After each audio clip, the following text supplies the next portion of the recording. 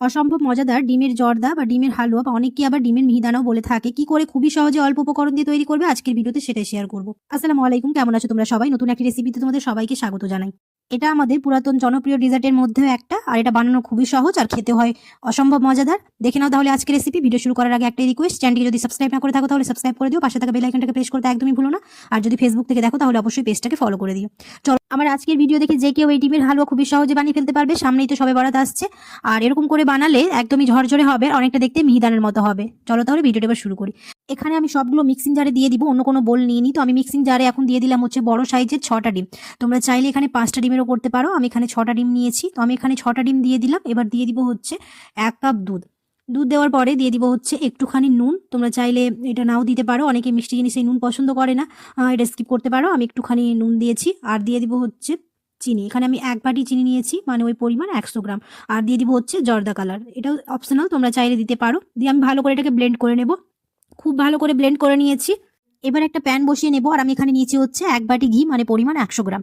ঘিটা যখন খুব ভালোভাবে গরম হয়ে আসবে তখন ওর মধ্যে দিয়ে দিব হচ্ছে কয়েকটা এলাচ আর দারুচিনি। যখন মশলার ফ্লেভার খুব ভালোভাবে বেরিয়ে আসবে তখন দিয়ে দিব হচ্ছে ডিমগুলো দেওয়ার পরে গ্যাসের ফ্লেমটাকে মিডিয়াম টু লো করে রাখবো, আর এরকম করে নাড়তে থাকবো। আমি এখানে হুইস্ক ব্যবহার করেছি, তোমরা চাইলে যে কোনো জিনিস ব্যবহার করে এটা নিয়ে নিতে পারো।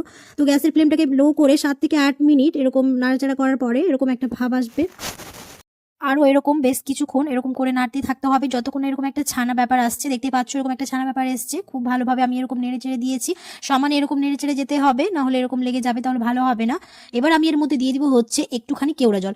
কেওড়া জল যদি না থাকে তাহলে তোমরা এখানে এলাচ গুঁড়ো দিতে পারো, আমি এখানে কেওড়া জল দিয়েছি। দিয়ে আবার খুব ভালো করে নাড়তে চাড়তে থাকবো যতক্ষণ না একটা শুকনো ভাব এসছে। এবার এর মধ্যে যে গোটা মশলাগুলো ছিল সেগুলো আমি তুলে ফেলে দিলাম। এবার খুব ভালো করে আবার নাড়তে থাকবো। আমি একটা স্প্যাচুলা দিয়ে নাড়ছি, আর হুইস্ক ব্যবহার করবো না। স্প্যাচুলা দিয়ে খুব ভালো করে গ্যাসের ফ্লেমটাকে লো টু মিডিয়াম করে দিয়ে নাড়তে থাকবো যতক্ষণ একটা শুকনো ভাব এসছে। এই স্প্যাচুলা দিয়ে আমি খুব ভালোভাবে 7 থেকে 8 মিনিট নেড়ে চেড়ে দিয়েছি, আর জলটা হালকা শুকিয়ে এসছে, একটুখানি জল আছে ওর মধ্যে। এবার দিয়ে দিলাম হচ্ছে গুঁড়ো দুধ দেওয়ার পরে আবার খুব ভালো করে স্প্যাচুলা দিয়ে এরকম করে নাড়তে চাড়তে থাকবো। আমি এখানে টোটাল 4 চা চামচ গুঁড়ো দুধ নিয়েছি। দিয়ে খুব ভালোভাবে এরকম করে মিশিয়ে নেব। এরকম করে নাড়তেই হবে যতক্ষণ না একটা শুকনো ভাব এসছে। শুকনো ভাব আসলে আমাদের হালুয়াটা একদম রেডি হয়ে যাবে। আর একটু একটু করে জল এরকম শুকোতে লেগেছে, তো আমি এরকম করে সমানে স্প্যাচুলা দিয়ে ভালো করে নাড়িয়ে চাড়িয়ে দিয়েছি।